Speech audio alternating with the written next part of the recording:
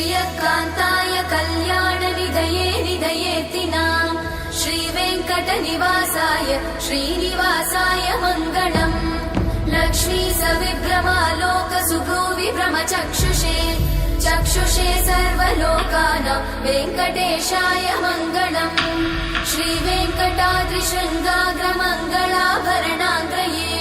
मङ्गलानां निवासाय श्रीनिवासाय मङ्गलम् सर्वावयव सौन्दर्य सम्पदा सर्वचेतसां सदा सम्मोहनायास्तु वेङ्कटेशाय मङ्गलम् नित्याय निरवध्याय सत्यानन्दचिदात्मने सर्वान्तरात्मने श्रीमद् वेङ्कटेशाय मङ्गलम् स्वतः सर्वविदे सर्वशक्तये सर्वशेषिने